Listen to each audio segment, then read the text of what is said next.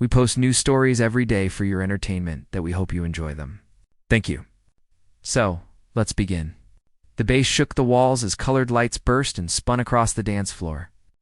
Laughter mixed with shouts and music until it became one deafening blur. The air smelled of sweat, perfume, and spilled liquor. Glasses clinketed somewhere behind me, but I stood still at the edge of the bar, nursing my drink, watching the chaos. Crowds moved like waves under flashing lights. People laughed with abandon. Some danced with wild energy. Others whispered in dark corners. My gaze swept over the room without really seeing until it landed on her. Emma, my wife. At first, relief washed over me, just spotting her in the crowd. As though the noise and strangers would fade once my eyes found hers. But instead of smiling back, instead of beckoning me to join her, she was wrapped in someone else's arms. A man taller than her with his hand steady on her waist. She leaned into him, her head resting against his shoulder as though it belonged there. Her lips curled into a soft smile, a smile I hadn't seen in weeks. The sight hit me like a fist to the chest. My heart clenched so tightly it hurt. I felt the glass in my hand trembling, and I squeezed it harder until I thought it might shatter. My body was rigid, anger rising like fire in my veins. But beneath the fury was something deeper, something that cut sharper than rage. Hurt. We had walked into this party together. She had been beside me when we entered the crowded hall. Her hand looped through my arm. Now, not even an hour later, she had chosen someone else in plain sight, as though I didn't exist. My thoughts turned so fast I could hardly breathe. Was this a careless mistake? A drunken dance that meant nothing? Or had this been waiting to surface, an affair I had failed to notice? Every possibility burned. I couldn't stand there and watch her longer.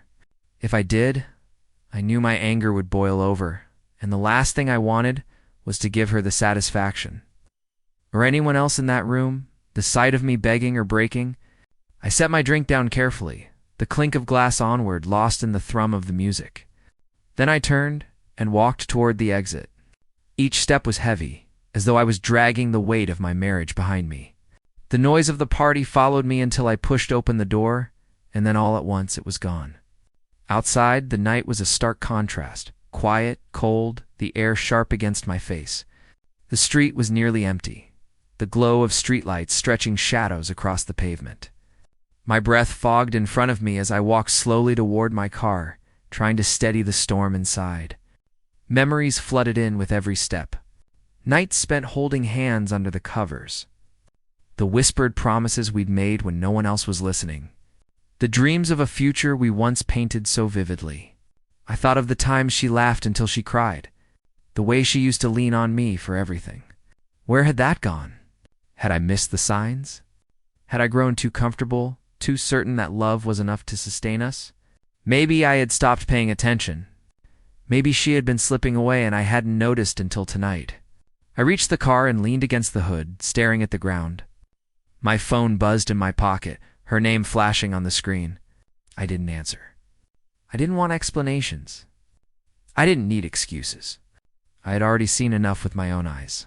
I pulled out my keys, sliding one into my palm, ready to get in and drive off, when footsteps broke the silence. Fast, urgent. Wait. Her voice. I looked up. Emma was running toward me, her heels clattering against the pavement, her hair slightly undone, strands falling across her flushed face. She was out of breath, panic written all over her. She reached me and grabbed my arm, her fingers trembling. "Please don't leave," she whispered, her voice breaking. "It's not what you think." I clenched my jaw, keeping my face hard. The image of her in his arms was seared into me and no words could erase it. I stayed silent. She stumbled over her explanation, desperation in every word. "He's just an old friend, that's all." I wasn't thinking. I only wanted to dance. I didn't realize how it looked. Her hands clung to mine as though her life depended on it. Her eyes glistening under the streetlight. "I looked for you the second I noticed you were gone. I didn't want you to think." Her voice cracked, tears spilling over. "Please don't let this ruin us." I turned fully to her, my chest rising and falling with sharp breaths. My voice came low, but edged with steel. You humiliated me, Emma. Do you know what it felt like standing there while everyone watched my wife in another man's arms? Her tears streamed freely now. She shook her head violently.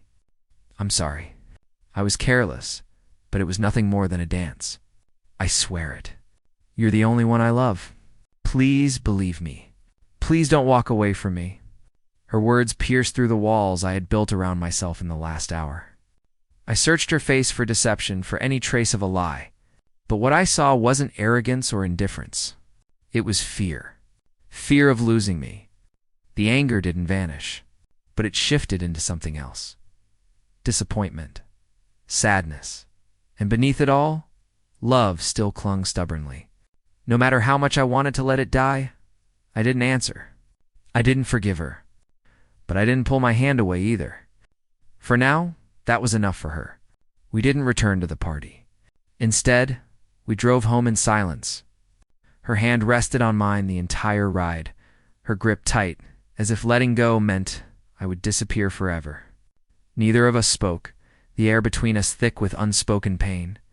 When we reached the house, I sat in the car for a long moment before finally stepping inside with her.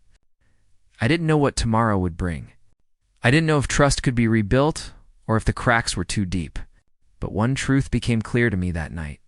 Sometimes betrayal doesn't end a marriage in a single moment. Sometimes it forces you to confront everything you've been avoiding, to face the fractures hidden beneath the surface. Whether we survived this or fell apart was something only time could decide. But I knew one thing with certainty. She would carry the memory of this night forever.